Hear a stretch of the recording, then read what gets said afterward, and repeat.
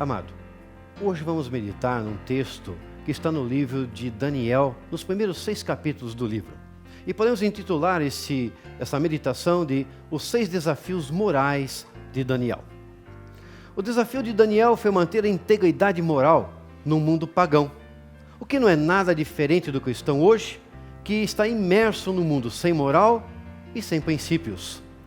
Daniel havia sido levado como escravo para a Babilônia durante o reinado de Nabucodonosor. Foi nesse país que viveu esses 6 conflitos morais e foi desafiado por esses conflitos e venceu. E assim pôde receber toda a honraria e todos os benefícios que vieram de ter vencido esses desafios na sua vida em prol de todo aquele povo. O primeiro desafio de Daniel foi o desafio da abstinência de alimentos. Daniel, quando ele chega ali naquele local, no reinado de Nabucodonosor, ele é levado e separado junto com mais 3 amigos seus e mais muitos sábios daquele país, para que pudesse receber da comida e da bebida do rei.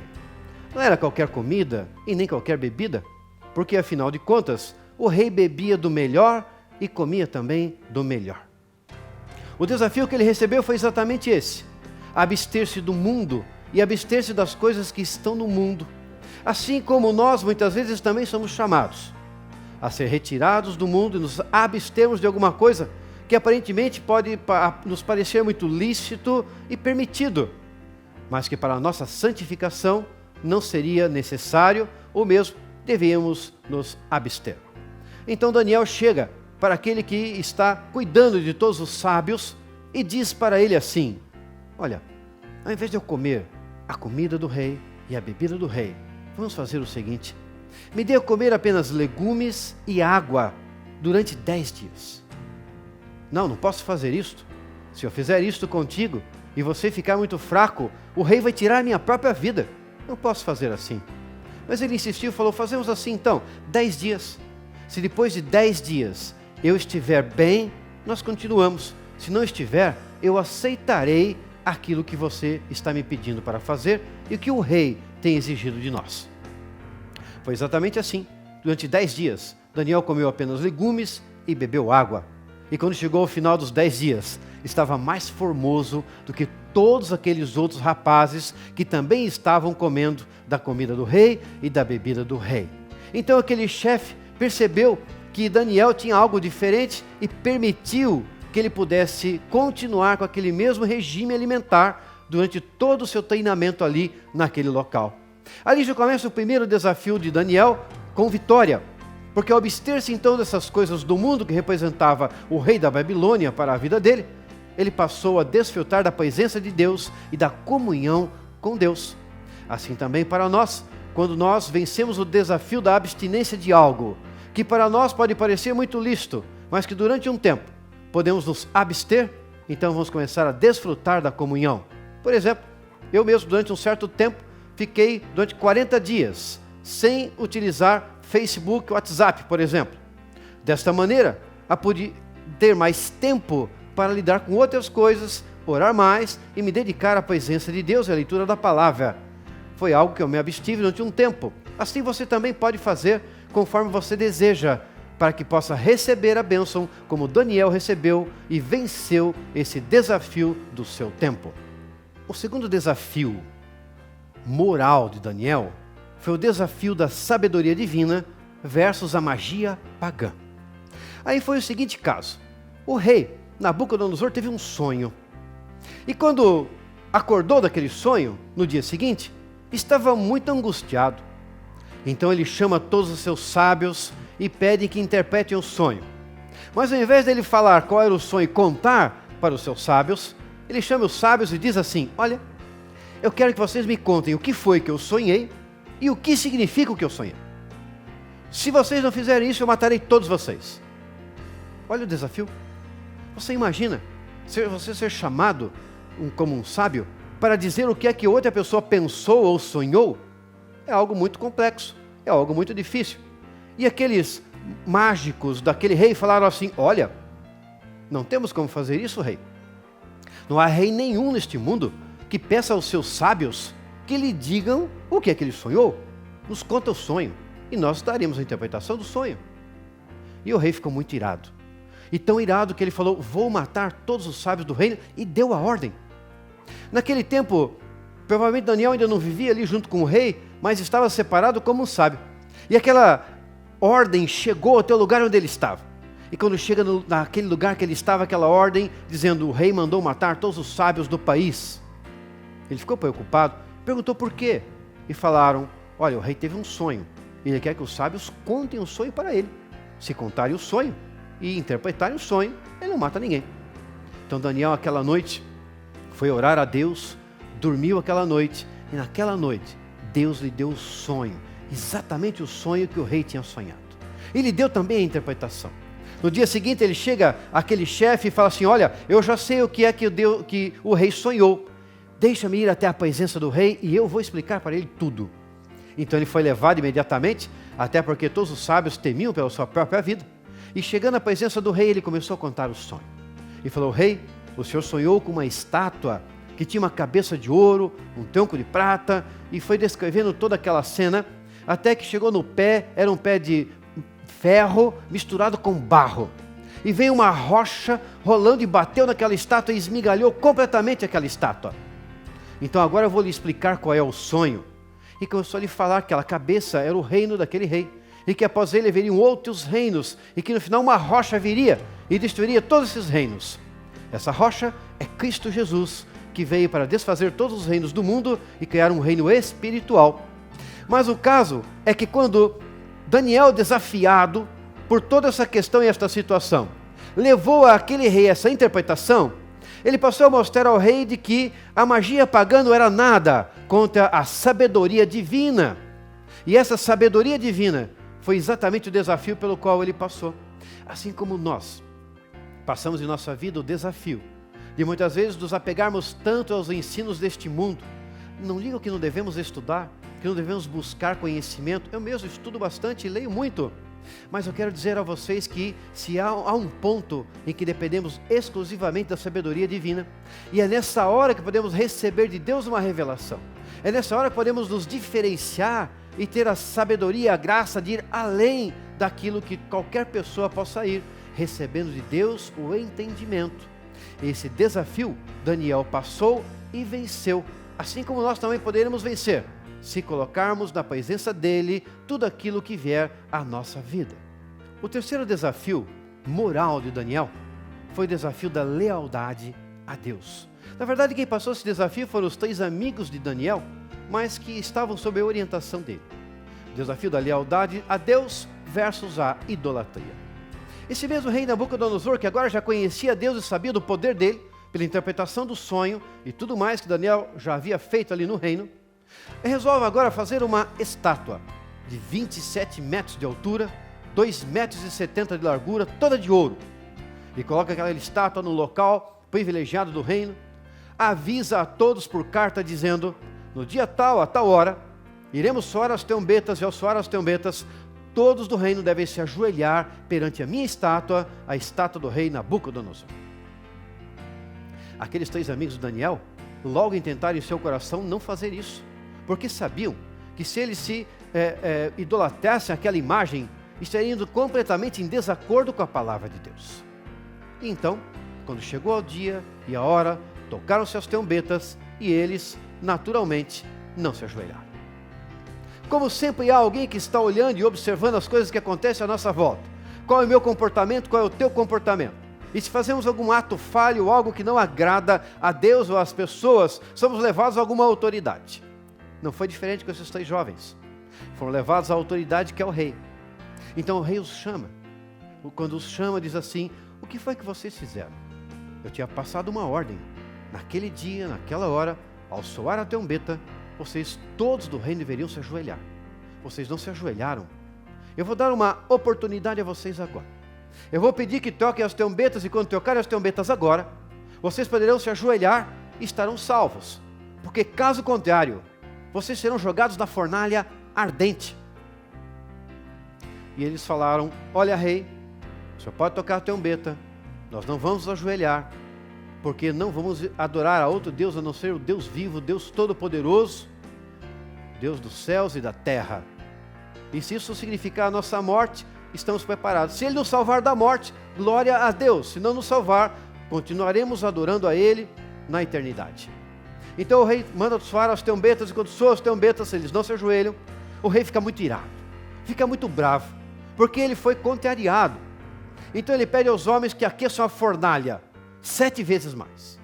Deixaram ela muito quente, a tal ponto que quando pegaram aqueles 3 homens e jogaram naquela fornalha, as pessoas que jogaram aqueles homens na fornalha morreram queimados.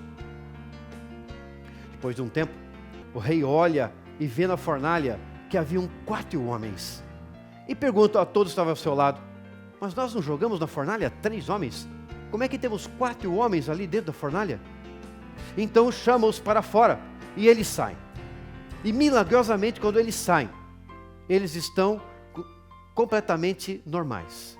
A sua roupa não está queimada, o seu cabelo não está queimado, nem um fio de cabelo deles está queimado. E mais do que isso, eles não estão sequer cheirando a fumaça. Esses dias aqui na igreja, tivemos o Domingo Alegria em dezembro. Costela fogo de chão, uma coisa deliciosa, um almoço maravilhoso, um dia de batismo, um dia de grande alegria, por isso chamamos Domingo Alegria. Foi no último dezembro, os primeiros dias de dezembro do último ano. Bom, assim como fazemos todo ano. Pois bem, eu fui até lá perto daquele fogo todo, para poder ver como é que estava aquela carne e experimentar um pedacinho. E quando eu chego ali, saio um minutinho e fiquei ali, eu estava cheirando fumaça.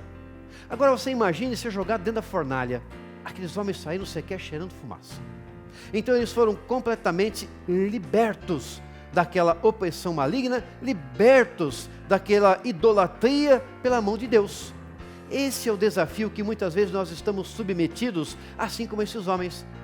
Muitas vezes nós não vencemos esses desafios, o desafio da idolatria e da lealdade a Deus, porque nós ficamos com temor das pessoas.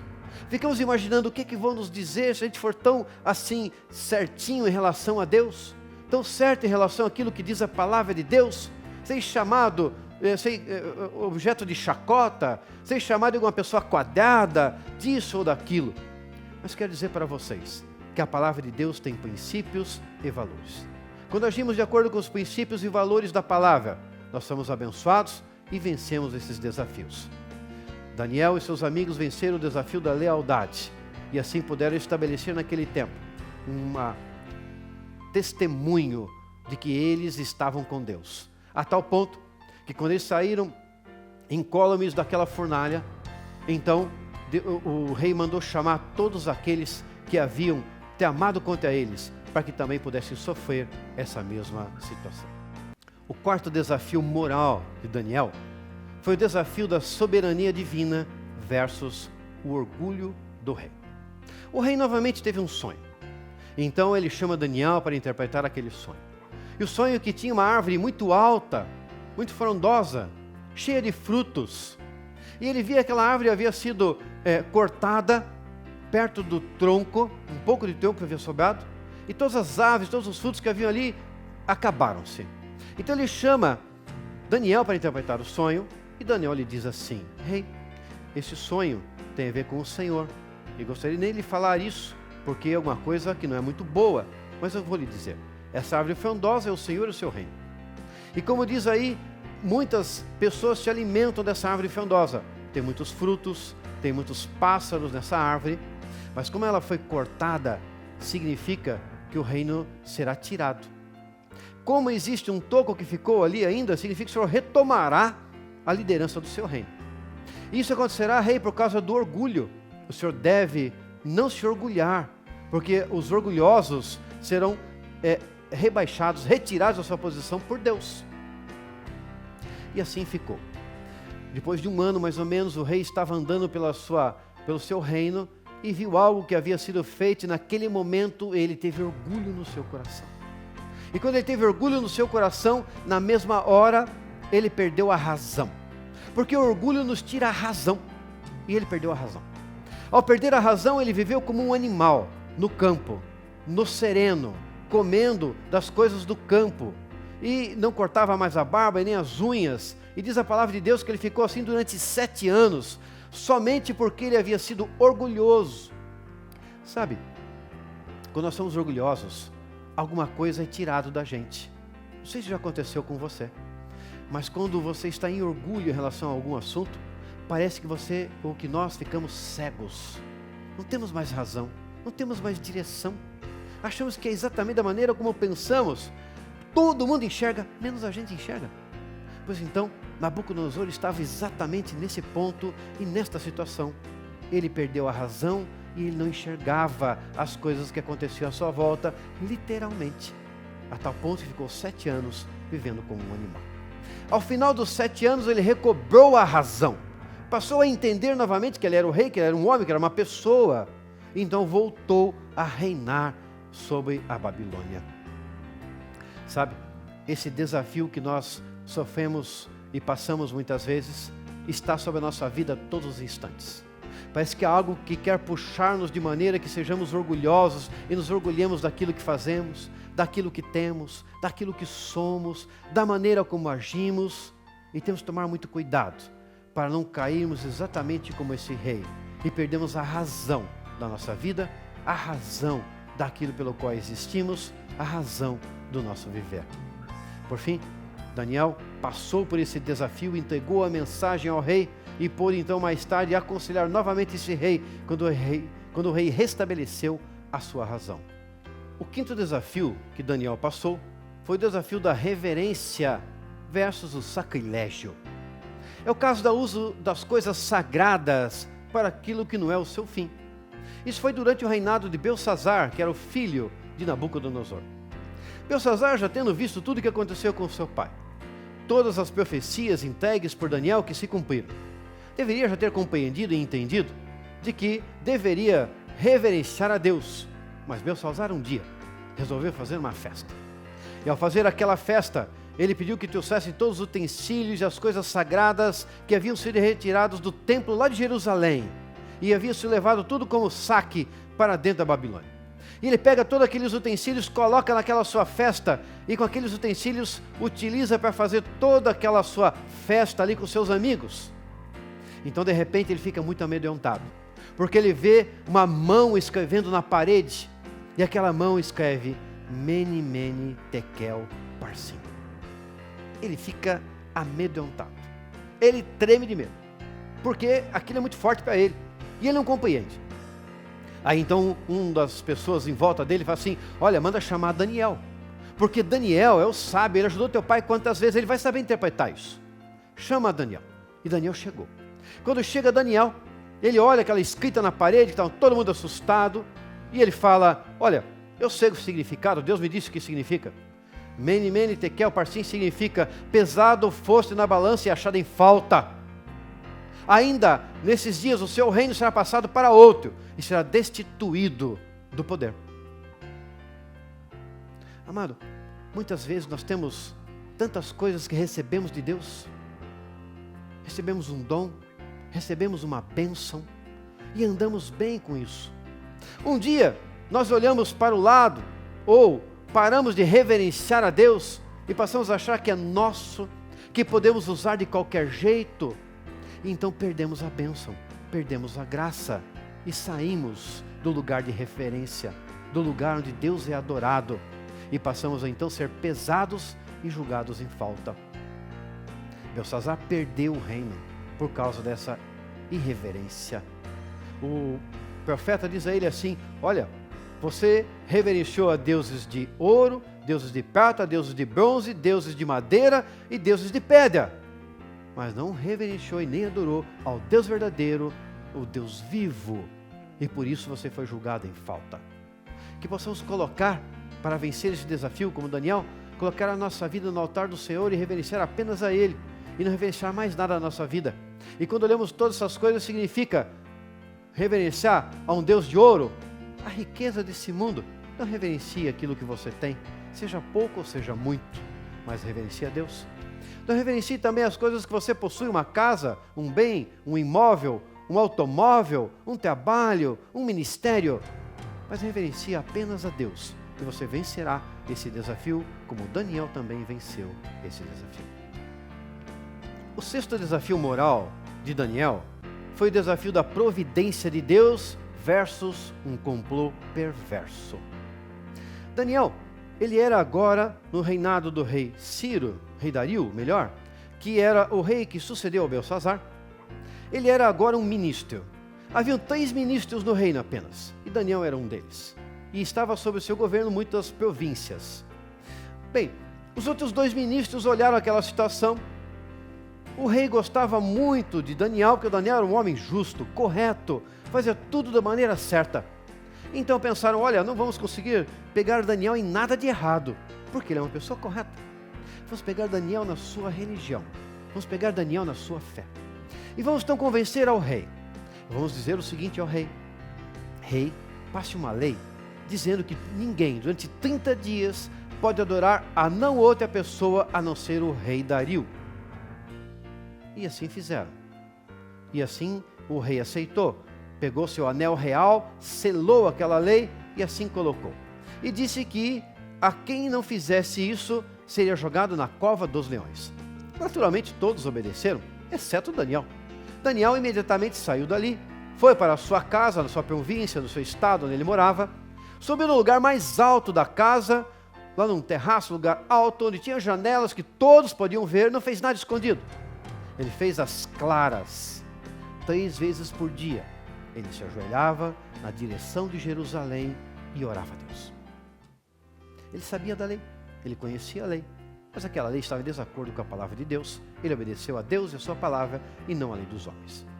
Claro, sempre tem alguém ali, aqueles ministros estavam ali para poder saber se ele ia obedecer ou não, porque queriam jogá-lo na cova dos leões. E naturalmente foram falar ao rei. E quando falaram ao rei Dario, olha, Daniel está 3 vezes por dia se ajoelhando em direção a Jerusalém, orando ao Deus dele e não a você, contrariando a lei. Dario gostava muito de Daniel. Durante todo aquele dia ele tentou de alguma forma ver se poderia não executar aquela lei, se pudesse achar uma forma, porque ele percebeu que não era uma lei boa. Claro, como é que poderia todas as pessoas só orarem a ele durante 30 dias? Ele não havia entendido quando eles falaram a abrangência disso e viu que era injusto. Mas ele tinha feito uma lei e aquelas pessoas estavam pressionando a ele, dizendo, olha, a lei dos medos e persas não pode ser quebrada. O senhor selou com o seu anel, rei. O senhor disse que ia fazer. O senhor agora precisa jogar Daniel na cova dos leões. E não sabia o que fazer, esgotou todas as tentativas do rei. Ele chama Daniel. Fala, Daniel, meu amigo, me desculpe, mas infelizmente tem essa lei. E você estava orando ao teu Deus. Eu não tenho o que fazer agora. Mas o rei intercede por ele. O rei diz assim, olha, vou pedir a Deus, ao teu Deus, que ele te livre, para que você não seja morto pelos leões. E ele agradeceu ao rei e foi jogado na cova dos leões. O rei aquela noite dormiu mal, não conseguia pegar no sono, estava preocupado, angustiado, ansioso, e queria ver que logo chegasse amanhã, porque na manhã do dia seguinte ele podia chegar lá e ver se Daniel estava bem. Então logo bem cedinho, quando ele não veio dormido mesmo, ele vai correndo à cova dos leões e chega lá e fala, Daniel, você está bem? Então Daniel responde lá, louvado seja Deus, meu rei, o Senhor fechou a boca dos leões. Então venha para fora. E Daniel vai para fora, e Daniel está perfeito, nada havia acontecido com ele. Quando o rei vê isso e fala, e entende então que a lei dele é uma lei ruim, mas a lei do Deus Todo-Poderoso, Deus vivo, é aquela que deve ser cumprida, e que Daniel foi íntegro, e então pôde vencer o desafio da providência de Deus. Sabe o que o rei fez? Ele chamou agora aqueles ministros, as suas esposas, os seus filhos e os seus parentes, e jogou todos eles na cova dos leões. Diz a palavra de Deus que mesmo antes de chegarem ao fundo daquela cova dos leões, muitos já estavam estraçalhados. Que coisa terrível sucedeu a esses homens. Mas que coisa tremenda aconteceu a Daniel, que não caiu nesse desafio, desse complô perverso, e pôde vencer o desafio da providência de Deus, e creio que Deus ia providenciar a ele. Assim deve ser também com a minha vida e com a sua vida. Muitas vezes somos chegados e levados a situações tão difíceis na nossa vida, situações que precisamos ser desafiados em crer na providência de Deus para mim, para você, para a nossa família. Mas quando nós não somos vencidos pelo mundo, quando não damos lado a essas leis do mundo e aquilo que o mundo coloca para nós como sendo necessário, mas cremos naquilo que diz a palavra de Deus, então nós recebemos a salvação, nós recebemos a providência e somos livres de todo o mal. Da mesma maneira, aqueles que armam contra aquele que é o santo do Senhor, aqueles que armam contra aquele que é um filho de Deus e anda em justiça diante de Deus, receberão de Deus aquilo que é necessário. Não precisaremos levantar as nossas mãos e sequer fazer nada, mas Deus agirá em nosso favor. Ao vencer esses 6 desafios, a atitude de Daniel foi tão certa que todo o reino passou a conhecer a Deus. A palavra de Deus nos diz em Daniel capítulo 6, versículos 25 a 27, exatamente assim. Então o rei Dario escreveu aos homens de todas as nações, povos e línguas de toda a terra: paz e prosperidade. Estou editando um decreto, para que em todos os domínios do império os homens temam e reverenciem o Deus de Daniel. Pois ele é o Deus vivo e permanece para sempre. O seu reino não será destruído, o seu domínio jamais acabará. Ele livra e salva, faz sinais e maravilhas nos céus e na terra. Ele livrou Daniel do poder dos leões. Assim Daniel prosperou durante os reinados de Dario e de Ciro, o persa. Que essas vitórias de Daniel nos inspirem a andarmos conforme a vontade e a palavra de Deus. E eu gostaria agora de poder orar, abençoando a sua vida, para que você possa vencer, assim como Daniel também venceu. Deus Todo-Poderoso, nós te damos graça por esta vida, Senhor. Te damos graças ao Deus Todo-Poderoso, que o Senhor tem abençoado, ó Deus, e tem trazido sim desafios, mas tem capacitado também para que possa vencer esses desafios e serem bem-sucedidos em tudo aquilo que fizerem. Que o Senhor possa agora abençoá-los, ó Pai, que todo desafio moral que se apresente às suas vidas, da mesma maneira como foi apresentado a Daniel, e seja apresentado a eles, eles também possam agir como Daniel agiu, tendo sabedoria, tendo graça, e assim possam receber do Senhor toda a providência e tudo aquilo que necessitam. Que nada lhes falte, mas tenham abundância em tudo e vençam os desafios neste ano, para a honra e para a glória do Teu nome santo. Amém.